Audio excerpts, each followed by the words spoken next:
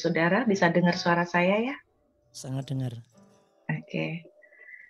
Hari ini kita sedang boleh sama-sama merayakan kemerdekaan bangsa kita. Saudara, pada waktu sore ini saya ingin berbagi satu hal yang simple. Saya berdoa mudah-mudahan ini boleh menjadi rema buat kita semua.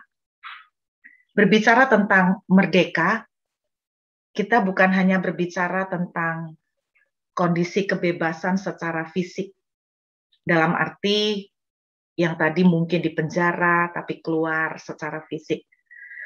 Tetapi ada hal-hal yang tersembunyi, yang bukan secara fisik, yang sebetulnya telah banyak memasung, memenjara kita semua. Saya tadi pagi dapat sharing dari anak saya mengenai apa yang terjadi di negara Afghanistan. Dan pada waktu saya mendengar itu, ada sebuah kesedihan yang dalam sekali. Saya membayangkan apa yang akan terjadi pada orang-orang yang ada di Afghanistan dan apa yang akan terjadi pada anak-anak Tuhan yang ada di sana. Saudara, berbicara tentang kemerdekaan, ada satu hal kalau kita perhatikan, semua negara yang dalam kondisi dijajah, semua negara yang dalam kondisi bukan negara yang merdeka atau negara yang bebas, salah satu ciri yang saya temukan adalah yang namanya ketakutan. Tiba-tiba ketika saya mendengar berita tentang Afghanistan, saya merasakan ketakutan yang amat sangat di hati saya. Saya membayangkan bagaimana orang-orang yang di sana mereka sampai berlari-lari untuk mengejar pesawat, kepengen keluar dari negara mereka. Saya membayangkan ada the spirit of fear yang menyerang mereka.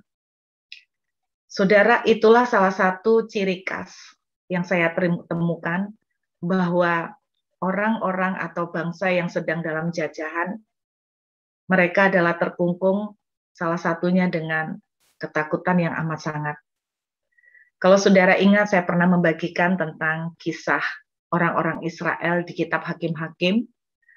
Ketika musuh-musuh itu menyerang mereka, Alkitab menuliskan bahwa mereka diserang dengan ketakutan. Mereka diserbu dengan ketakutan. Nah, sore hari ini saya ingin berbagi tentang merdeka dari yang namanya ketakutan. Karena saya percaya walaupun kita itu misalnya tinggal di istilahnya kita itu tinggal di rumah yang mewah, kita tinggal di tempat yang bagus, tapi selama hati kita ada di dalam ketakutan, itu sudah merupakan kondisi atau tanda bahwa kita tuh sebetulnya nggak merdeka. Waktu bangsa Indonesia dijajah, bangsa Indonesia juga mengalami banyak sekali ketakutan terhadap bangsa penjajah mereka. Dan tanpa saudara dan saya sadarin, ketika saudara dan saya itu ketakutan, sebetulnya kita tuh sedang hidup di dalam penjajahan. Kita sedang tidak merdeka. Saya berdoa apa yang saya bagikan boleh membuat kita merdeka. Saya percaya kita semua, bangsa kita juga sedang diserang ketakutan terhadap dengan kondisi COVID, ketakutan dengan masa depan karena kondisi COVID menyerang kondisi ekonomi. Ada berbagai macam ketakutan. Dan itu semua sebetulnya merupakan penjara buat kita. Kelihatannya kita tidak ada di dalam penjara. Tetapi ada penjara yang ada di dalam yang jauh lebih tidak kalah seremnya dengan penjara secara fisik. Saudara, orang tuh kalau punya ketakutan itu normal. Kenapa? Karena kalau kita itu punya rasa takut, ada baiknya. Karena kalau kita itu punya rasa takut, berarti kita itu akhirnya jadi bergantung atau mengandalkan Tuhan. Kalau kita punya rasa takut. Selain itu, kalau kita punya rasa takut, kita juga akan lebih hati-hati, kan gitu ya. Misalnya kita takut jatuh, kita akan lebih hati-hati dalam berjalan. Tetapi ada takut-takut itu yang menurut saya dalam tanda kutip tanpa kita sadari, kita tuh terlalu dikuasai oleh ketakutan. Sehingga kita tidak sadar bahwa ketakutan yang berlebihan itu sangat berbahaya. Berbahayanya gimana? Nah, saya mau kasih lihat satu video yang saya temukan di Instagram. Video ini kelihatannya lucu banget.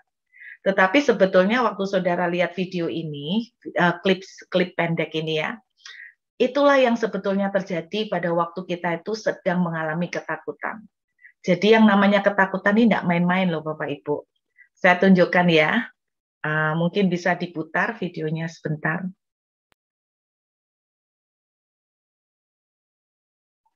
Nah ini saudara lihat, orang ketakutan tuh kayak gini Bapak Ibu. Nah, saudara bisa lihat ya, kuda ini mau lompat, padahal kalau Anda lihat, itu cuman pendek sekali ya, tingginya tuh enggak tinggi-tinggi banget, tapi ketakutannya udah minta ampun. Nah, saya mau tunjukkan pada saudara, betapa bahayanya sebuah ketakutan sampai ketakutan itu bisa menghalangi mujizat dan blessing yang besar. Pertanyaannya gini, secara singkat, bagaimana kita bisa mengalahkan ketakutan yang kita alamin?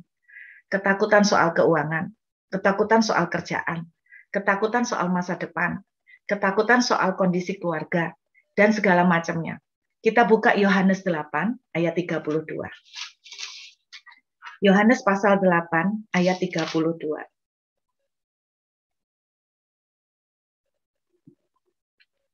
Dan kamu akan mengetahui kebenaran, dan kebenaran itu akan memerdekakan kamu. Saya katakan kalau kita itu sedang ngalamin ketakutan hari ini, khawatir dengan keuangan kita, saudara dan saya sebetulnya sedang tidak merdeka.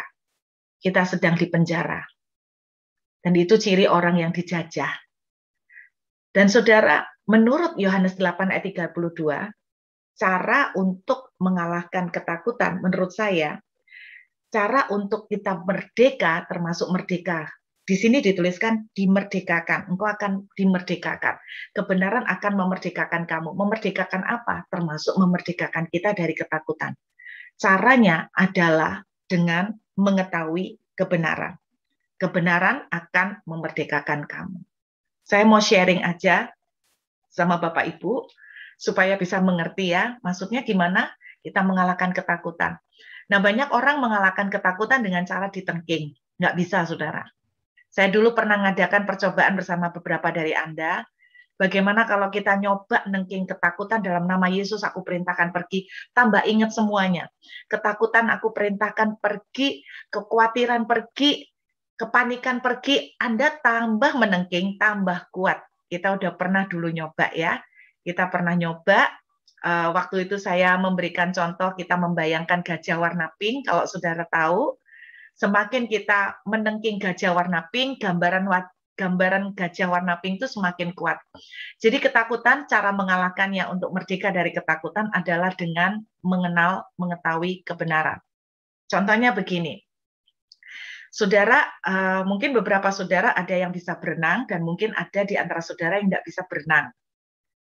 Saya ini Bapak Ibu, kata teman-teman yang tahu, kalau saya jadi guru renang itu rugi. Maksud saya yang rugi itu saya yang jadi guru renang. Yang untung muridnya. Kenapa? Karena kalau saudara belajar atau les renang, biasanya saudara itu membutuhkan beberapa kali pertemuan. Bahkan saya tahu ada teman-teman yang sampai cukup lama katanya gitu, berbulan-bulan les renang, sampai ganti guru beberapa kali, masih belum bisa renang. Nah, saya pernah melakukan satu percobaan, di mana saya itu mengajar renang kepada beberapa orang yang dari zero, dari nol sama sekali, nggak bisa berenang. Dan Anda tahu berapa lama waktu yang saya perlukan untuk mengajari mereka, dari nol sama sekali nggak bisa renang, menjadi bisa berenang. Saya bilang bisa berenang itu bukan berarti langsung gaya bebas, gaya katak, semuanya bisa, bukan. Tetapi dalam arti mereka udah bisa belajar gaya katak sederhana, mereka udah bisa. Saya hanya membutuhkan waktu sekitar 30 menit untuk membuat seseorang yang sama sekali zero, tidak bisa berenang, menjadi bisa berenang. Saya pernah lakukan itu kepada anak teman saya pada waktu di Perth ini. Dia selama berapa tahun itu trauma dengan air. Kemudian saya ajak dia berenang dan saya bilang begini, pokoknya Kamu cuma satu syaratnya Cici minta, kamu nurut aja. Aku nyuruh apa, kamu nurut. Cuman itu yang tak minta. Dia mau nurut, 30 menit kemudian dia udah berenang, saudara. Bayangkan sekian tahun dia tidak berani menjamah air. Dan dia udah les beberapa kali, dan gagal bahkan tenggelam, sehingga dia ketakutan sekali. Akhirnya, saudara, saya ajarin dia berenang hanya 30 menit. Makanya saya bilang begini, kalau saya disuruh jadi guru renang di Australia, itu saya rugi. Kenapa? Karena hitungannya guru renang itu per jam. Nah, Anda bayangkan kalau bayarin saya cuma 30 menit, orang mau udah renang. Udah bisa renang, rugi kan? Nah, kenapa ada orang-orang yang berenang lama sekali? Bisa jadi juga supaya nggak selesai-selesai, supaya bayar terus. Tetapi sebetulnya saya juga melihat, dulu saya pribadi juga berenang, untuk bisa berenang itu butuh waktu beberapa bulan. Setelah saya mengerti gimana caranya, ternyata saya tuh menemukan begini, orang itu paling takut renang. Kenapa takut renang? Orang yang takut tidak berani berenang itu sederhana. Mereka cuma takut tenggelam. Itu aja. Kuncinya di situ. Ya benar nggak? Orang itu kenapa sih nggak bisa-bisa berenang? Karena mereka tuh takut tenggelam. Waktu anak teman saya ini saya ajak, saya tuh bilang begini, kamu percaya enggak? Kamu tuh lo enggak akan tenggelam. Yang bikin tenggelam ketika itu kamu panik. Kamu kalau lihat orang-orang yang tenggelam, itu salah satu penyebab yang bikin orang itu cepat tenggelam karena dia itu sudah panik kalap duluan, sehingga akhirnya dia tambah tenggelam. Lalu saya tunjukkan ke dia, saya tidak bergerak apa-apa, saya nggak ngapain, saya cuman begini aja. Saudara, benar, saya nggak bisa tenggelam. Jadi ngapung, walaupun nggak gemuk. Karena kata orang kalau gemuk enak, kayak pelampung. Tetapi saya tunjukkan ke dia, loh kamu lihat kan, nggak akan tenggelam. Lalu saya ngomong sama dia, kamu coba kalau nggak percaya. Dia coba, dia lepaskan tangannya dari pegangan, terus dia setelah nyoba beberapa lama dia kaget. Kemudian dia tahu bisa menginjakkan kaki. Terus saya bilang gini, nggak tenggelam kan? Iya, nggak tenggelam. Setelah dia ngerti itu, ternyata dia nggak tenggelam. 30 menit saja saya perlukan untuk melatih dia gerakan tangan dan kaki dan mengambil nafas. Jadi saudara, saya melatih beberapa orang dan semuanya 30 minutes, hanya 30 menit mereka bisa berenang. Kenapa? Karena mereka akhirnya tahu yang mereka takutkan, takut tenggelam, itu enggak. Ternyata kita tuh enggak tenggelam, kalau cuma kita gini aja ngapung kok saudara. Itulah yang terjadi. Jadi setelah mereka ngerti bahwa enggak tenggelam, mereka lalu jadi bisa berenang. Saya kasih contoh lain lagi ya Bapak Ibu. Anak saya tuh cerita tentang permainan di Surabaya, di Indonesia ada ya yang namanya kayak Pandora. Bapak Ibu kalau pernah masuk ke permainan Pandora itu kayak treasure hunting. Jadi masuk ke dalam permainan itu kita akan membaca petunjuk-petunjuk kayak treasure hunting. Terus kemudian kita harus cari harta karun. Nah, anak saya tuh cerita gini. Dia tuh ngalamin ketakutan sekali kalau masuk ke ruang Pandora karena kan gelap. Dalam bayangannya dia itu gini, gimana kalau aku tersesat? Gimana kalau aku nggak bisa keluar? Gimana kalau aku bulet? Gimana kalau aku sampai lama aku putar-putar karena nggak nemukan jalan? Nah ternyata saudara, ketika dia takut, dia akhirnya apa? Pada waktu dia dipaksa oleh teman-teman untuk main bersama di Pandora, dia ketakutan, dia banyak diam di pinggir, dia nggak ikut membaca clue, pokoknya dia panik sendiri. Itu yang dia lakukan. Akhirnya setelah dia itu ngerti perjalanan di ruangan Pandora, dia itu ngomong begini sama saya, ternyata ya Mami, kalau main di Pandora itu pasti menang. Maksudnya pasti menang, pasti keluar. Pasti kita dapat memecahkan hadiah, pasti kita bisa memecahkan teka-tekinya. Kenapa begitu? Karena kalau di dalam kita baca petunjuknya, terus kita tidak bisa jawab, kita tuh disiapin walkie-talkie, Mami. Mereka akan kasih hint. Kasih hint itu kasih petunjuk-petunjuk tersembunyi. Jawabannya tuh kira-kira kayak gini. Jadi intinya bahasa Inggrisnya itu pupuk bawang. Akeh menangi, pasti menang. Nah setelah dia ngerti begitu, saudara, dia tuh cerita sama saya gini, gara-gara saya tuh ketakutan, Mami, Gara-gara saya itu sudah panik duluan, akhirnya saya itu tidak bisa konsen untuk cari harta karun. Saya tidak bisa membantu teman-teman untuk memecahkan teka-teki. Padahal pasti menangnya karena kita akan dibantu oleh petugasnya dengan walkie-talkie. Tetapi karena saya sudah ketakutan dulu, saya akhirnya tidak bisa ikut menikmati permainan. Dan saya tidak bisa ikut membantu teman-teman memecahkan puzzle. Dan saya akhirnya karena ketakutan itu, saya akhirnya menghabiskan sekian lama bermain-main dengan perasaan saya, bermain-main dengan kekhawatiran saya. Ini yang diceritakan oleh anak saya. Singkatnya itu begini, saudara. Kalau saudara dan saya itu takut, ketakutan itu akan membuat kita itu akhirnya terlalu banyak wasting time.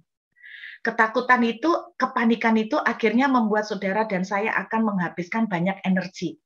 Ketika orang-orang itu takut untuk berenang, karena yang mereka bayangin tenggelam, maka mereka itu akhirnya menghabiskan waktu berbulan-bulan, bahkan bertahun-tahun mereka tidak bisa berenang.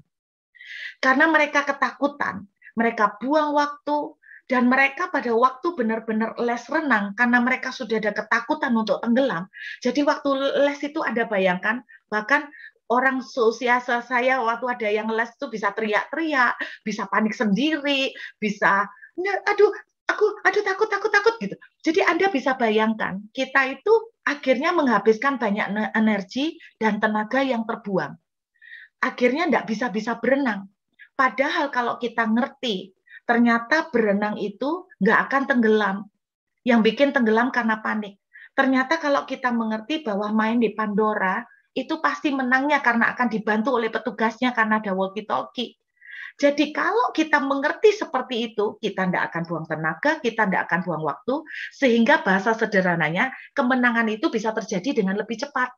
Kalau kita ngerti, ternyata rahasianya untuk berenang itu seperti itu, saudara dan saya akan bisa berenang lebih cepat. Saudara dan saya akan mengalami breakthrough lebih cepat. Ini yang saya maksudkan, seringkali saudara dan saya itu ketakutan. Kita misalnya ketakutan, khawatir soal keuangan. Kita mikir begini-begini, semua ketakutan. Kita akhirnya menghabiskan waktu bisa berjam-jam, berhari-hari, karena kita sumpek mikirin soal keuangan. Saudara khawatir soal kerjaan. Tanpa saudara sadar, itu akan mengambil dan menyita energi kita berjam-jam, bahkan berhari-hari, bahkan sampai berminggu-minggu. Kita mikirin, padahal saudara, kalau kita bisa mengerti kebenaran, saudara dan saya tidak akan perlu menghabiskan waktu berjam-jam. Sehingga akhirnya apa? Kemenangan atau breakthrough bisa terjadi dengan cepat ke tangan kita. Saya akan kasih pengalaman nyata dari kisah Ayub. Yuk kita lihat Ayub. Kita lihat Ayub, Bapak Ibu, Ayub pasal yang pertama.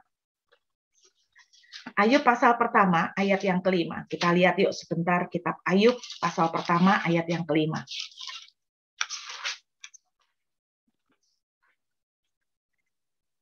Setiap kali apabila hari-hari pesta telah berlalu, Ayub memanggil mereka dan menguduskan mereka. Keesokan harinya, pagi-pagi, bangunlah Ayub, lalu mempersembahkan korban bakaran sebanyak jumlah mereka sekalian, sebab pikirnya, mungkin anak-anakku sudah berbuat dosa dan telah mengutuki Allah di dalam hati.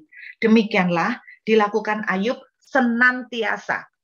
Bapak Ibu, Ayub ini begitu takut anaknya bikin salah. Jadi setiap kali, karena Ayub ini kaya banget, Alkitab itu menceritakan anaknya itu 7 anak laki, 3 anak perempuan, 10. Saking kayanya, jadi anaknya tuh sering pesta. Namanya anak muda.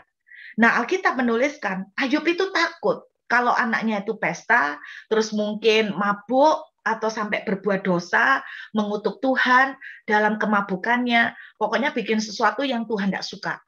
Dan Ayub itu ketakutan sampai akhirnya apa? Setiap kali anaknya habis pesta, Ayub lalu mempersembahkan korban bakaran sebanyak jumlah mereka. Jadi kalau anak-anaknya 10, dia setiap kali ada pesta, selesai pesta, dia bakar korban bakaran 10 ekor. Kenapa Ayub melakukan ini? Dengarkan baik-baik. Kenapa Ayub melakukan ini? Karena dia itu takut kalau anaknya bikin salah. Kenapa Ayub takut anaknya bikin salah? Karena Ayub takut kalau anaknya sampai bikin salah, maka Tuhan akan murka. Ayub takut kalau Tuhan murka, maka hidup Ayub dan keluarganya akan sengsara. Ini yang dibayangkan oleh Ayub. Sehingga setiap pesta mengorbankan 10 ekor. Setiap habis pesta mengorbankan 10 ekor. Dan Alkitab sering menceritakan bahwa keluarga Ayub sering pesta. Berarti sering mengorbankan banyak korban bakaran. Ini yang saya bilang, ketika kita tuh takut, kita akan membuang banyak sekali energi dan waktu dan tenaga dan semuanya. Demikian juga dengan Ayub. Kenapa? Karena Ayub punya pemikiran yang salah. Pemikirannya apa? Bahwa kalau anaknya salah, Tuhan marah. Dan kalau Tuhan marah, Ayub akan diketak. Kalau Tuhan marah, Ayub dan keluarganya akan dipukul. Itu bayangan Ayub. Yohanes 8 ayat 32 tadi mengatakan, kalau kamu tahu kebenaran, kebenaran itu akan memerdekakan kamu.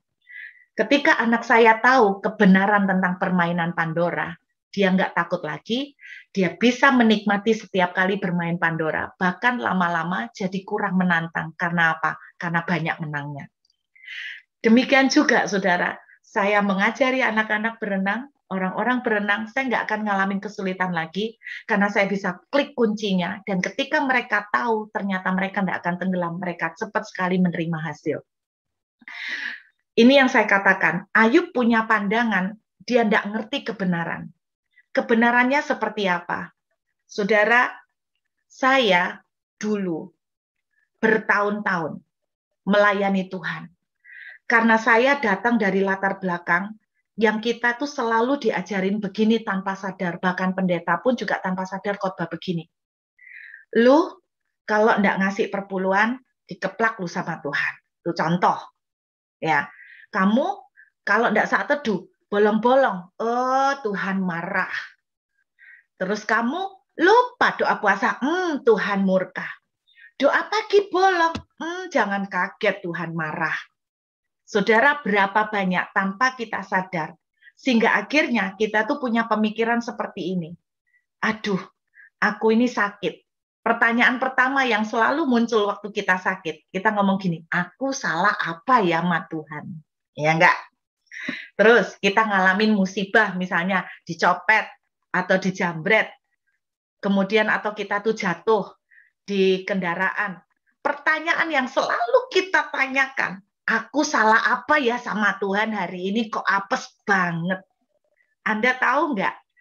Itu kita selalu dibayangin dengan seperti itu. Nah, itu yang terjadi pada Ayub. Ayub berpikir kalau kita salah, Tuhan akan marah, Tuhan akan pukul Ayub. Saya juga begitu. Kalau kita salah, Tuhan akan marah, Tuhan akan pukul saya. Kalau saya lupa berdoa, Tuhan marah, Tuhan akan pukul saya. Kalau saya saat teduhnya bolong, Tuhan akan murka dan pukul saya. Itu bayangan saya bertahun-tahun. Sehingga suatu ketika saya lagi terpuruk, saya protes sama Tuhan, saya bilang begini, saya sudah pelayanan, saya sudah berdoa, saya sudah baca Alkitab, saya saat teduh rajin, kenapa Tuhan tidak memberkati saya? Pikiran saya salah tentang Tuhan. Pertama kali pikiran saya terbuka tentang Tuhan, itu tahun 2005. Untuk pertama kali saya baru mengerti Tuhan itu seperti apa.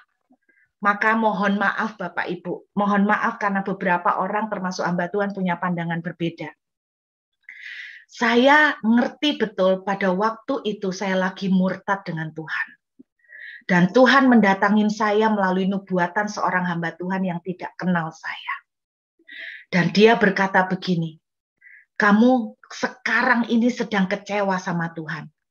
Dalam hati saya berkata, iya. Saya waktu itu sedang kecewa sama Tuhan karena merasa saya itu sudah pelayanan tapi Tuhan tidak memberkati saya. Kondisi ekonomi saya terpuruk. Saya marah dan saya kecewa dengan Tuhan. Hamba Tuhan ini untuk pertama kalinya dipakai Tuhan membukakan pikiran saya. Dia bilang begini, Bapak Ibu. Mungkin saudara ada yang pernah mendengar sharing saya. Dia dikasih Tuhan kemampuan marifat sehingga dia bisa membongkar apa yang ada di dalam hati saya. Dia tiba-tiba bilang begini, hidupmu sekarang itu sedang susah. Pada waktu itu saya memang sedang susah Bapak Ibu. Dia tiba-tiba ngomong seperti ini yang membukakan saya. Untuk pertama kali saya baru ngerti kebenaran itu. Tentang hati Tuhan. Dia bilang begini, kamu pernah ngomong di hadapan Tuhan. bahwa kalau sampai kamu tidak bisa membelikan susu buat anakmu, kamu akan memotong kulitmu, mengeluarkan darahnya untuk diminum sama anakmu. Saudara, terus terang, tidak ada yang tahu kata-kata itu kecuali saya dan Tuhan. Waktu kami lagi susah, saya tidak bisa beli susu, Bapak Ibu. Saya terpaksa harus minumin anak saya dengan tajin. Saudara, saya ngomong gini sama anak saya. Waktu itu Michelle masih umur sekitar 2 tahun, Bapak Ibu. Saya bilang gini, Michelle, kalau sampai mama itu tidak bisa kasih susu buat kamu, nak, mama akan potong kulit mama, kamu minum dari darah mama, nak. Saya ngomong sama Michelle seperti itu. Serius, Bapak Ibu. Kalau kamu sampai tidak bisa makan, nak, mama akan kasih daging mama buat kamu. Saudara, walaupun saya yakin, sekalipun saya ngomong seperti itu, belum tentu saya benar-benar melakukannya ya. Tapi saya nggak tahu, nggak sampai semepet itu untuk melakukan. Tapi saya sempat ngomong seperti itu. Tiba-tiba pendeta ini berkata begini, kamu itu loh, seorang mama yang banyak kelemahan dan kekurangan. Kamu tuh seorang mama yang terbatas. Kamu masih bisa bilang sama anakmu, kamu rela kasih darahmu sama dagingmu, asal dia bisa makan, jangan sampai kelaparan. Lalu hamba Tuhan ini berkata begini, tidakkah kamu tahu bahwa kamu itu cuma ngomong aja, belum tentu kamu melakukannya. Tetapi Tuhanmu, dia berkata, aku memberikan dagingku dan darahku untuk kamu. Aku bukan cuma ngomong. Tahukah kamu bahwa kalau kamu aja tidak rela, tidak tega lihat anakmu kelaparan. Tahukah kamu bahwa dia itu papa, seorang papa. Dia betul-betul papa. Alkitab bilang loh, papa mana kalau anaknya minta roti dikasih batu. Dan dia juga bilang begini, hamba Tuhan ini, kamu tahu nggak? Dia bukan cuma ngomong, tapi dia udah kasih darahnya dan dagingnya untuk kamu supaya kamu makan. Kenapa kamu nggak pernah mikir bahwa dia itu papa kamu tuh anaknya. Bahwa ketika kamu nangis nggak bisa makan, dia itu ngomong begini, nak, aku tuh rela, sudah kasih darahku dan dagingku untuk kasih kamu makan. Disitulah saya dibukakan pengertian. Bapak, Ibu, pendeta ini tiba-tiba dibukakan gini. Kamu loh pernah ngomong sama anakmu. Kamu rela kerja, kepala jadi kaki, kaki jadi kepala 24 jam, bahkan 36 jam. Kamu rela mati-matian kerja. Bahkan kamu rela jadi kuli sekalipun, jadi pembantu, jadi tukang bersih-bersih, tukang sampah. Kamu rela, pokoknya anakmu bisa makan. Dan anakmu bisa punya rumah sendiri. Kamu akan kerja mati-matian untuk memberikan anakmu rumah, karena kamu tidak mau anakmu sampai jadi gelandangan. Terus dia bilang begini, tahukah kamu bahwa bapamu Tuhan itu papa. Ketika kamu itu tidak punya rumah, dia itu akan lakukan apapun untuk menyediakan kamu rumah. Anak domba tidak punya tempat untuk menaruh kepalanya. Saudara, sampai dituliskan dalam Yesaya 49 ayat 15 bilang begini, sekalipun ada seorang perempuan, seorang ibu meninggalkan bayinya, ada memang ibu meninggalkan bayinya. Sekalipun ada seorang ibu meninggalkan bayinya, ayat itu bilang begitu. Aku sekali-kali tidak akan meninggalkan kamu.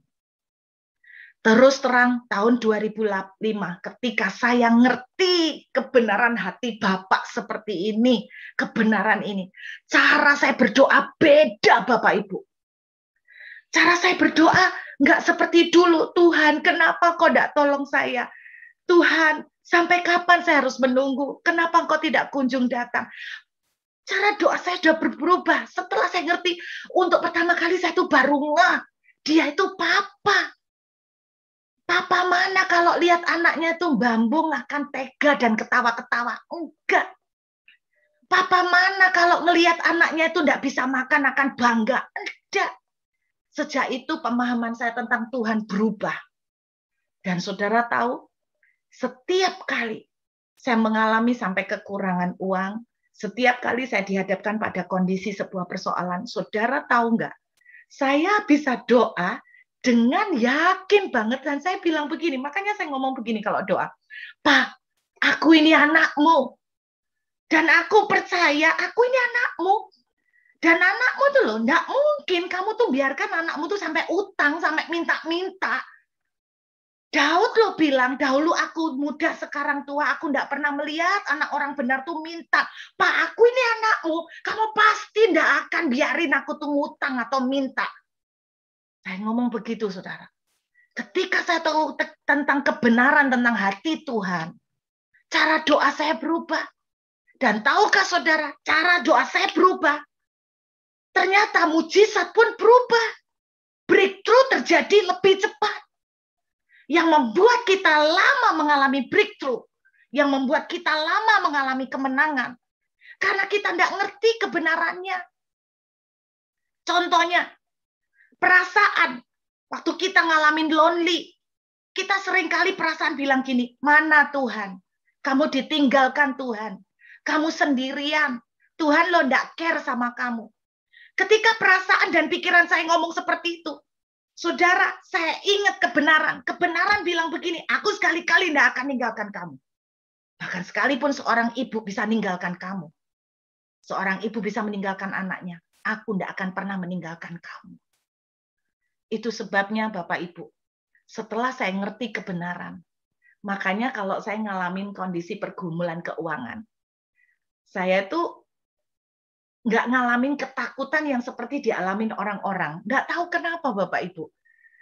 Kalau Anda bilang ketakutan, ada, tapi nggak lama dan nggak besar-besar banget gitu loh. Mikir ada.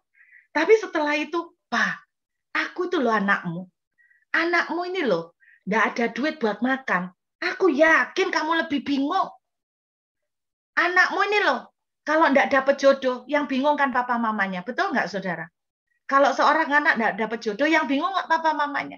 Saya bilang sama Tuhan, ketika saya tahu kebenaran ini, sungguh Bapak Ibu, rasa takut saya soal pergumulan keuangan itu keplas, hilang.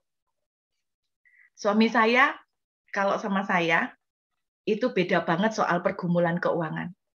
Suami saya seorang melankolis, dia ngitung semua seperti kalkulator. Tapi saya kalau soal keuangan, suami saya tuh selalu ngomong, kamu tuh kok nggak ada wedine blas. Kadang-kadang dia tuh ngomong, kamu tuh kalau soal duit ya, kok gimana ya, kok tuwenang gitu loh. Terus saya tuh bilang gini, aku ini loh anaknya, gak mungkin dia tuh biarkan aku tuh minta. Saudara, itu yang saya lakukan. Setelah saya ngerti kebenaran, kebenaran itu memerdekakan saya dari ketakutan soal keuangan. Ketakutan apa yang menyerang saudara sekarang? Saudara bilang ketakutan soal keuangan. Dengarkan. Alkitab bilang anaknya minta roti. Bapaknya tidak mungkin kasih batu. Amin. Wong nyawa aja dia kasih. Apa yang Bapak Ibu perlukan? Pekerjaan. Pak, Bu, dengarkan. Kebenaran mengatakan, kalau kita tidak kerja, jangan makan. Berarti kan Tuhan suruh kita kerja, betul nggak? Kalau Tuhan suruh kita kerja, berarti Tuhan juga care untuk nyarikan kita kerjaan. Tuhan akan tolong kita untuk dapat pekerjaan. Karena ini sudah, nggak usah kita tanya apakah kehendak Tuhan untuk saya bekerja. Ya pasti Tuhan bilang kita harus kerja. Jadi saya kalau nggak punya kerja, saya bilang begini, misalnya saya pengen kerja. Tuhan, kamu tuh lo bilang anakmu itu nggak boleh nggak kerja. Aku nih lo nggak bisa nemu kerjaan. Aku percaya, Papa tuh lo nggak akan tinggal diam, aku nih nggak punya kerjaan. Saudara, ketika saya ngerti kebenaran, kebenaran itu akan memerdekakan kita. Dengarkan, seandainya kita itu tahu bahwa hati Papa kita seperti itu, saudara tidak akan takut lagi soal keuangan. Seandainya kita tuh tahu bahwa Papamu tuh kayak gitu modelnya, saudara tidak akan khawatir lagi apa yang Anda butuhkan di masa yang akan datang. Kenapa? Karena Alkitab bilang, ketika kamu tahu kebenaran, kebenaran memerdekakan kamu. Kalau Anda baca di kitab Ayub pasal yang terakhir, yuk kita lihat sebagai penutup Ayub pasal yang terakhir, saudara. Ayub pasal yang ke-42. Lihat ayat yang ketiga. Firman-Mu, siapakah dia yang menyelubungi keputusan tanpa pengetahuan? Itulah sebabnya tanpa pengertian aku telah bercerita tentang hal-hal yang sangat ajaib bagiku dan yang tidak ku ketahui. Bapak Ibu, Ayub itu kurang saleh apa? Dan dia mengalami mujizat juga. Dan dia cerita kepada orang-orang. Tetapi yang ajaib, yang anehnya, dia bilang begini. Firman-Mu dengarlah, maka akulah yang akan berfirman. Aku akan menanya engkau supaya engkau beritahu aku. Lihat ayat 5. Sesaleh-salehnya Ayub kayak gitu loh, dia masih komentar seperti ini. Hanya dari kata orang saja aku mendengar tentang engkau. Tetapi sekarang mataku sendiri memandang engkau. Dengan kata lain, pengenalan Ayub tentang Tuhan selama ini banyak hal yang dia itu tidak tahu. Tuhan itu seperti itu. Makanya jangan kaget ketika ada orang konseling. Saya tuh menerima konselingnya orang. Itu nulisnya gini. Sorry Bapak Ibu, ada orang yang konseling, dia itu bilang, saya ini sejak COVID, sebelum COVID kerjaan saya ini sudah susah, akhirnya kena COVID tambah parah, saya harus gali lubang, tutup lubang. Saudara tahu, saya kaget dia ngomong begini di WhatsApp-nya. Dia bilang begini, saya tuh tingkat doanya sampai kayak gini Bu Ruth sama Tuhan. Tuhan, sampai kapan kamu mau siksa saya? Bunuhan aja saya sekalian. Sampai kapan? Mbok terus-teruskan saya ini mbok siksa, ndak mbok tolong-tolong. Kamu lo sudah ngancurin saya sampai kayak gini. Kamu lo sudah membuat saya tuh sorok kayak gini. Wis, bawaan saya pulang aja. Kalau Tuhan memang mau ancurin sekalian aja. Aku siap udah, mati aja sekalian. Saya baca WA itu shock Bapak Ibu. Bapak Ibu, ini orang contoh yang seperti yang dialami Ayub dan saya. Kita tuh nggak ngerti Tuhan itu kayak apa. Sejak saya ngerti hati Tuhan, saudara, saya tuh ngomong sama Tuhan ketika saya ngadepin pergumulan. Aku anakmu, Pak. Papa lo rela kasih darah dan daging supaya aku tuh makan. Aku nggak mungkin mbok biarkan sampai ngemis-ngemis sampai orang untuk minta makan. Aku ini lo anakmu. Bapak Ibu, kalau Bapak Ibu punya anak, pasti Bapak Ibu ngerti apa yang saya maksud. Anda nggak tega kan kalau Anda melihat anak-anak saudara sampai utang ambil orang? Anda nggak tega kan kalau lihat anak saudara sampai ngemis-ngemis sama orang? Betul nggak? Anda nggak tega kan kalau lihat anak saudara misalnya besok itu ngekos atau tinggal di rumah orang, terus orang itu sampai menghina-menghina? Anda nggak tega kan? Anda kan bilang apa? Nak, tak beli no rumah dewek supaya kamu nggak perlu dihina-hina. Itu kita, betul? Tuhan juga Bapa yang sama. Saya berharap ketika Bapak Ibu tahu tentang kebenaran, kebenaran ini akan membuat kita merdeka. Ketika saya tahu kebenaran, bahwa ternyata berenang itu yang ditakutkan orang karena tenggelam, ternyata kita tuh tidak akan tenggelam kecuali kalau panik. Akhirnya itu mempercepat saya bisa berenang. Dan mempercepat orang-orang yang mengerti bisa berenang. Ketika anak saya tahu bahwa ternyata main Pandora itu tidak se-scary, itu tidak menakutkan. Dan pasti banyak menangnya. Akhirnya apa yang terjadi? Dia gampang menang dan dia gampang menikmatinya. Breakthrough akan cepat terjadi. Seandainya saudara dan saya mengerti ini, maka tidak akan perlu ketakutan. Saya berdoa ketakutan apapun yang menyerang kita hari ini, kita akan lawan, kita akan kalahkan dengan mengetahui kebenaran. Kalau kebenaran, kalau perasaan mengatakan, Tuhan tinggalkan kamu. Jangan ikut perasaan. Kebenaran bilang, aku sekali-kali tidak akan tinggalkan kamu. Aku sekali-kali tidak akan membiarkan kamu. Amin. Tuhan peduli dengan kita.